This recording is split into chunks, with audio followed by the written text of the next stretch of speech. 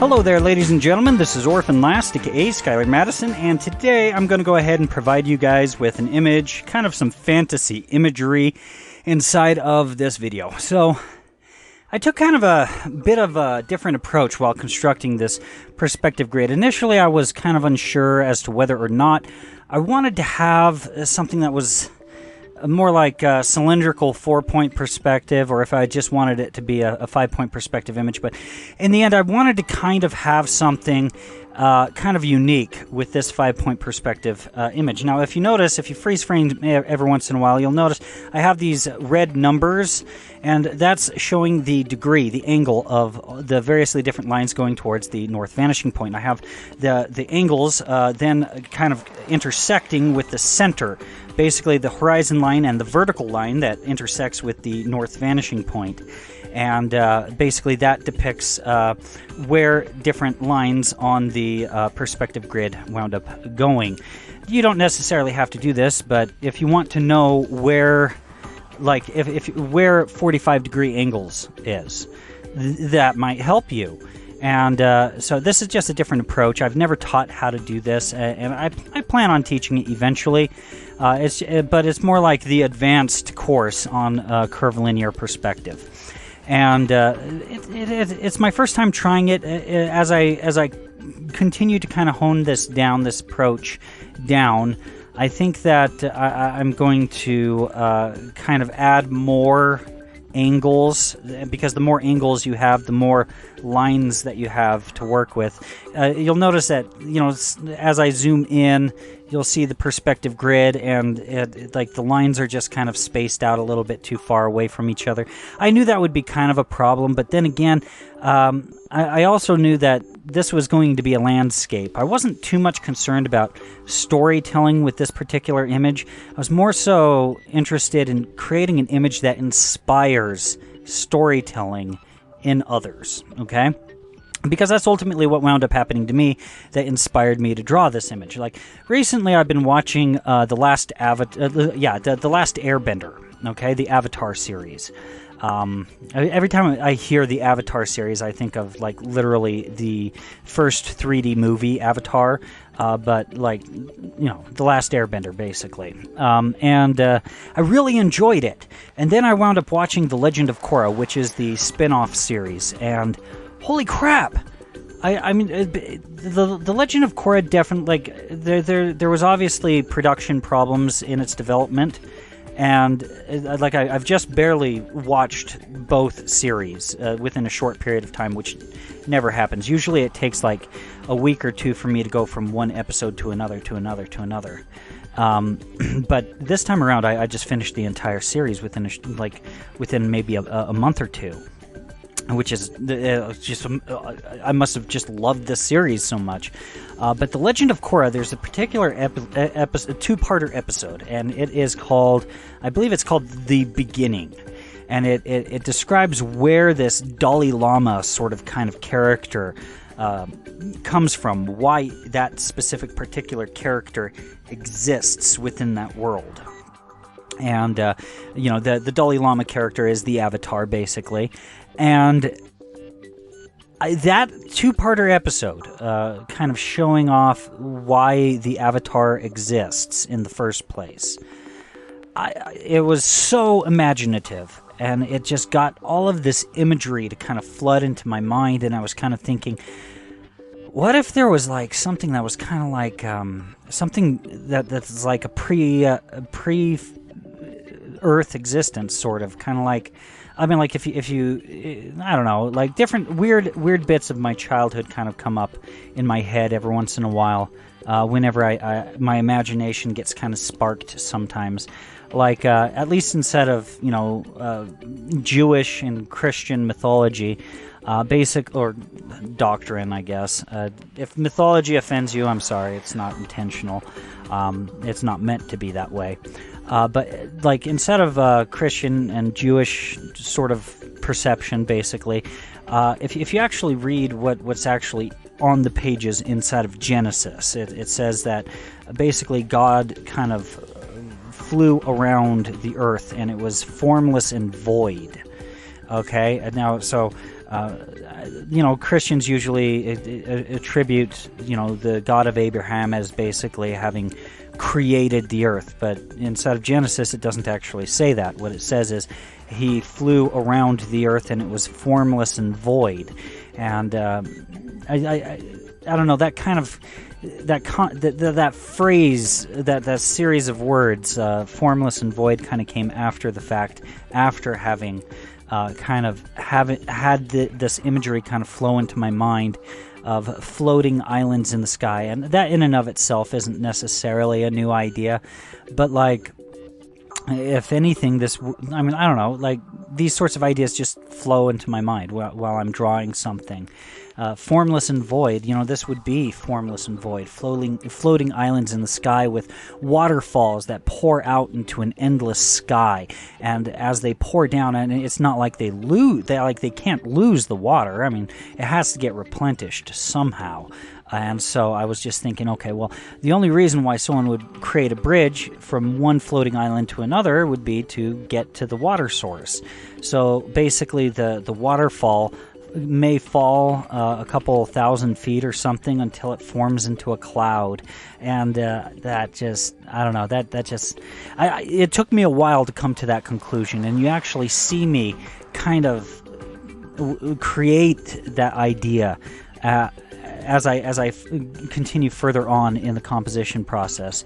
Now, as you can see with this image, I kind of started out initially with just a series of boxes, and I don't normally do that, but I knew that I was going to be looking down at the scene, and so I wanted it to be like, okay, well, if I'm going to be looking down at a hill, I want to be able to kind of perceive, like, if I were to create like a hobbit hole or something, I want to be looking at that hobbit hole correctly. And if I'm looking down at the hill, I don't accidentally want the trees to be pointing the wrong direction, as if up all of a sudden changed directions or something like that. And so that was kind of the thought process when I was creating the boxes for the general basic concept of the composition. Here, with this pine tree in the foreground, I started out with a series of cones that were kind of embedded inside of one another, and then pine trees usually take forever to make, and especially the way that I've made them in the past, and so I've never really studied anyone making a pine tree like this. It's just like, what if I decided to just kind of build out the silhouette of it and kind of have little groupings of, pine branches and such like that. And the rest of the detail might actually be the shadow underneath those little groupings of pine branches. And I don't know if I succeeded. I feel as though I did, but I don't know. Feel free to leave a comment in the comment section below if you feel like I succeeded at making a pine tree in the foreground. There's a lot of artists and photographers. They put something in the foreground. Sometimes it's out of focus, but sometimes it is in focus, and it's just like, whoa, that adds a sense of depth to the scene that you normally don't get the chance to see. Or at least it just, I don't know, it just kind of adds to the composition in an interesting way. And this was an opportunity to do it, since this is purely and just kind of a landscape designed to kind of inspire the imagination. Here,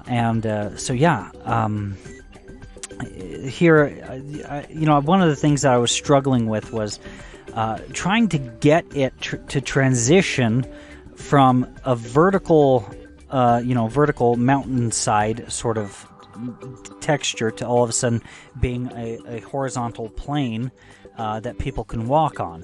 And that transition, I feel as though I never quite nailed it down until like one of the last floating islands. And basically, I'm still happy with the image, even though I wound up nailing down the technique towards the end of the process of composing it. But if I ever were to do something with this idea, this look to a universal world, then I would basically use my previous experiences with it to my advantage. Now, I didn't really think that I was going to be doing so much cross-hatching with this image. In fact, I thought that I wasn't going to do any cross-hatching at all with this image. But when I made the pine tree in the foreground, it just seemed like the natural thing to do. And so it just, that's just how the image kind of came together. But I kind of put into account some advice that I've listened to from watching Jim Lee's channel. Jim Lee is pretty much the best comic book artist ever to exist, ever since the 1990s, I feel. And, he one of the things that he suggests is find out your areas where you want 100% black and go ahead and just lay down a lot of it. And then go ahead and start cross-hatching and build up the areas that you want to have more cross-hatching. And, when I took that approach, it kind of felt like, wow, okay, this image took 6 hours to draw. So, that's a fraction of the time as my last images, my last 2 images especially. And it just looks as though it has the same amount of, at least to me, it looks like, okay, it's got so much detail in it. It looks like it has the same amount of cross-hatching, even though it doesn't. And, I thought that I was going to start experimenting with extremes, like the extreme massive amount of having maybe too much cross-hatching, which I've already done, and then trying to experiment with just kind of having a minimalist approach of having a little bit of cross-hatching. But actually, as I've thought about it, I've actually done that already. Like, the majority of my channel is me having a minimalist amount of cross-hatching, so I don't have to revisit the idea of having minimalist cross-hatching. And so I think in this video I've found the happy medium that I would like to have with a lot of my artwork. Not necessarily all of it, but a nice happy medium. One of the problems in my previous images doing cross-hatching is just that since I wouldn't lay down the areas that had 100% black, 100% silhouette, basically what would happen is I would basically build up almost to 100% black with just thousands and thousands and thousands of lines. And that's just a waste of time. Like, when you could just start out with black in the areas that you need 100% black, and then, just kind of work your way out from there. And, the light source was kind of tricky to work out initially because, I started with the pine tree. It just felt natural to put the shadows on the left side of objects. And so that's what I just kind of started out with. And then eventually I wound up planting down this sun, rather big sun, into the scene. And it didn't really quite work out, but it did wind up informing a number of decisions. And so I wound up in the end I wound up putting a much smaller sun and in a slightly different location. And that fit better with the composition as to how the lighting in the scene works. And that actually kind of worked out to my benefit, I guess, because not all of the shadows are on the left side of objects. Like, if it's on the front side of an object, there would be a lot of shadows there. Because, like, if the sun is kind of coming from behind and to the right, then the front end of objects oftentimes would wind up having a lot of cross-hatching or a lot of darkness to them. And so I wound up having this island that's to the far right. I haven't illustrated it yet, at least in the footage that you're watching right now. And I wound up putting the shadows on the right side instead of the left side. And that's because of where I wound up putting my sun, the light source, basically. Now, one of the things I really liked about The Last Airbender, specifically the actual Last Airbender series, and not the Legend of Korra, there's one series of episodes where they go to an air temple, and on the bottom side of an overhang to a mountain, they did something that's kind of cool, where they had these buildings where their foundation was built into the underside of this overhang to a mountain, and that was just so stinking cool. So I kind of wanted to draw something like that, and I even drew this stone bridge that kind of goes in between two stalactites of this floating island, and I wound up making two formal buildings, sort of. I mean, they're so far away that you can only make them so formal, and since they're so small, it's kind of hard to think of, well, what type of architecture should they have upside down? Instead of the darker areas of this, the shadow regions of this floating island, I wound up actually putting some silhouettes of other buildings, so it kind of feels like there's like this entire city of buildings kind of built on the underside of this island, and that just I don't know, it just warms my soul, I guess. It makes me excited and happy, and it just kind of inspires the imagination, at least for me. It got me excited that, oh wow, I did that, I made that. And this is this island right here that I'm making to the right. It's the one island that I feel like I did the best in that like the composition from vertical landscape transitioning over to being horizontal. Like, it actually feels like it could transition immediately from being the edge to becoming a mountain. And there's rocks that kind of stick up and such like that. And so this specific island kind of informs me more about how I would go about drawing this image differently if I were to draw it again. I would wind up drawing a lot more things more like that. And but even still, I'm pretty happy with the image. I'm not upset that there's one region of the canvas that I wound up doing differently than another.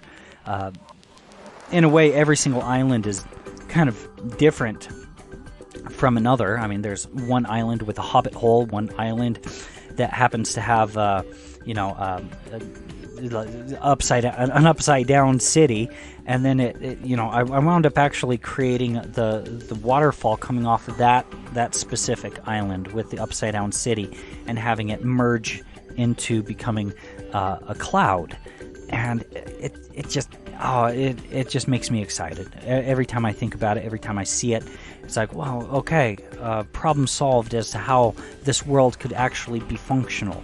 I mean, of course, the physics are kind of put into question, but like, if this is kind of like a pre-Earth existence, where it's kind of like the time when spirits kind of commune with one another and are kind of deciding, at least, I don't know, it's kind of hard for me to really talk about, because at least with like Mormon doctrine, that the idea is that, and I'm not a Mormon, but I was raised a Mormon.